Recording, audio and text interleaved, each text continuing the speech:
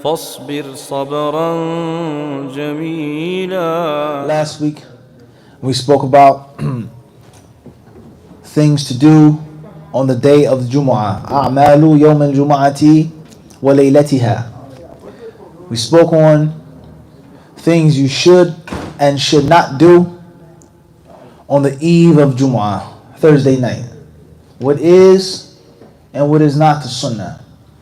And we mentioned what is not the sunnah is to make extra rak'at at night. What is not the sunnah is to fast the day of Jumu'ah exclusively. What is not the sunnah is to make up specific acts of worship for Thursday night or Friday. As far as the general acts of ibadah that you want to do, and you feel it's special, and you feel more inspired and closer to Allah, then that's fine, as long as they remain general and they do not become specific. So I'm normally lazy on Monday night, tired on Tuesday night, not feeling well on Wednesday night. But when Thursday night comes around, I know that tomorrow's Jumu'ah, I get happy, I get excited. I know that there's barakat, more good deeds, etc., etc. So let me make Qiyam al-Layl on Thursday night. Let me make Witr on Thursday night. Let me pray on Thursday night. That's one thing.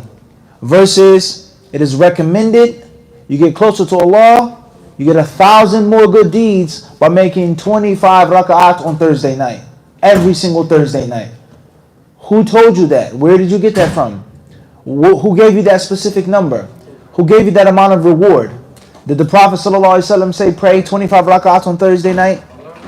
Whoever prays man salla 25 rak'atan laylat al-jum'ati dakhala al-jannah. Did the Prophet ﷺ say that?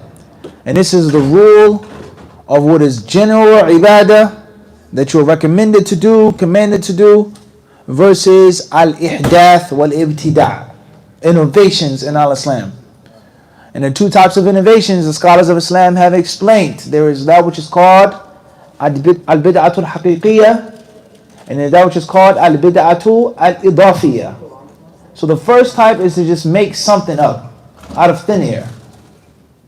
And the second type is to do something that is originally from the sunnah. It's originally from the sunnah to do it.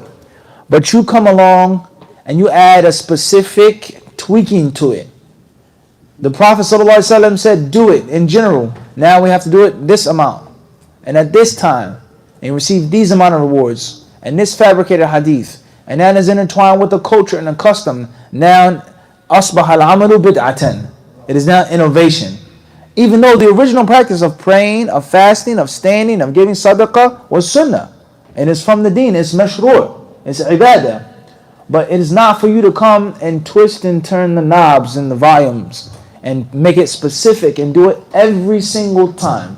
And this is something, no doubt about it, which has and still does plagued the Muslim world. Plagued the Muslim world. From east to west, north to south. There's no question about that. You travel to the different Muslim countries, they're Muslims, they love Allah. They're not bad people, they want to get close to Allah. But for lack of knowledge and the passing of time, things get mixed up and confused, and they practice a great deal of innovations that are originally from the Sunnah. And the brother who goes to Medina or studies in another part of this country, wherever he tells them, he advises them, and he himself doesn't understand that the asl is Sunnah. Stop doing this. You can't do this at all. And the first thing they're going to say, and the response they're going to make is, you're extreme, or you don't have respect for your elders, or you're a Wahhabi, or kada, or kada, or kada. Instead of sitting down with them and explaining to them, look, this is Quran and Hadith, what you guys are doing here. But all the extra stuff, the additional stuff, the specific stuff, can you show me, yeah, Imam, elder of the village, can you show me where we got this from? The Prophet ﷺ, Sahih Bukhari, said make 4 rak'ah at this time. But in our village, we make 12 every single day. Can you show me, Sheikh, where the other 8 rak'ah are? Can you show me? And if you show me, I'll be grateful, I'll be thankful, and I can implement it. Obviously, the additional 8 rak'ah of that 4 rak'ah prayer they don't exist. It's not in Bukhari or Muslim or Muwatta Malik. There's no hadith on that, period. It's made up. Okay, yeah, Sheikh, so if it's not in no books of hadith, did the Sahaba do it? Ask the Sheikh, can you show me, Sheikh, where Ibn Umar, Ibn Abbas, Ibn Mas'ud, where did they make the actual 8 rakat every single morning? Obviously, that doesn't exist. So now you have to ask the Sheikh, yeah, Sheikh, didn't you teach us when we were younger, before I traveled and memorized the Quran, that Islam is Quran and Sunnah, that Islam is what Allah wants, what the Messenger wants, and that Allah Azza wa Jal from His haqq is ruling, tashri' is the right of Allah. Of course, the Shaykh has no choice but to do what? لابد أن يعترف. He has to acknowledge it. هذا هو. طيب, Shaykh, so we need to think about this. And there are other acts of ibadah that have origins in the Sunnah. But the people came for one reason or another, and they specified them, and they stuck to them, and pushed them, and promoted them. And that is the ibadah of the people. In this town, in this city, in this village.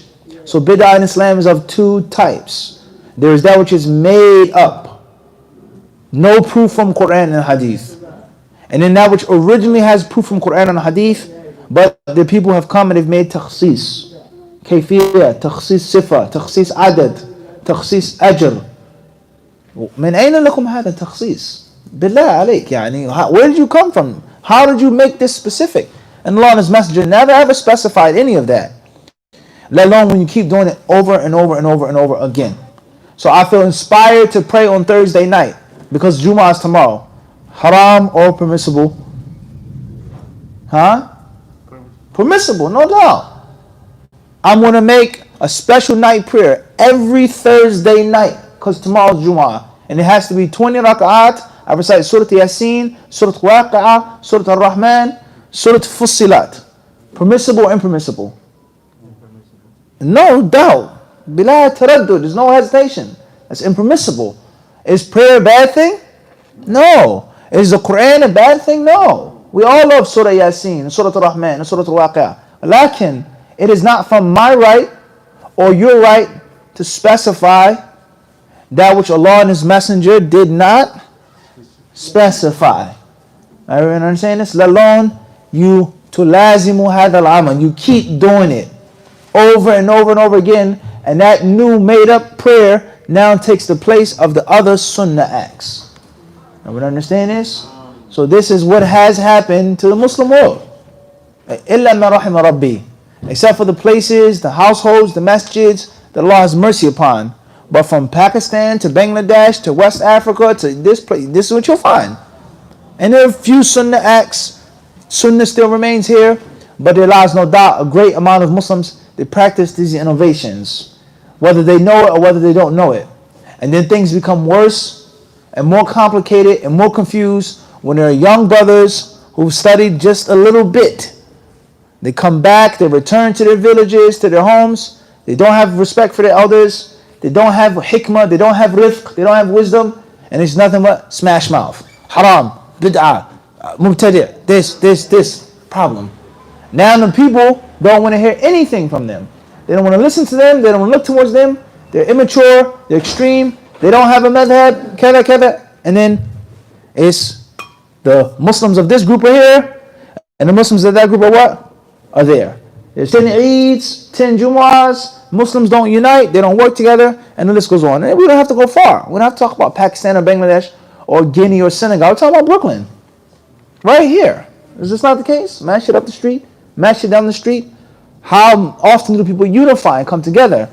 And one of the reasons why people stay away from each other is they don't practice Islam correctly. So they can't see eye to eye. And the correct sunnah, no doubt, it limits opinions and views. And it minimizes differing. And the Prophet ﷺ said, La tabaghadu. La tabaghadu. Don't hate each other. And one of the reasons why Muslims hate each other is because of innovations. We should do it like this. No, that's the new way. We're going to do it like this. No, that's the Arab way. That's the African way. Or that's the revert way. Or that's the way you learned in jail. Or that's the way in this masjid. And that's the way in these countries. And those brothers, they do it that way. What is the thing that's going to eliminate all of these different ways and thoughts and tastes and opinions, except for the text. فَإِن تَنَازَعْتُمْ فِي شَيْءٍ فَرُدُّوهُ. If you differ on anything, whatever you differed on, take it back to Allah and His Apostle. And of course, there are going to be general things, and there are going to be things that aren't.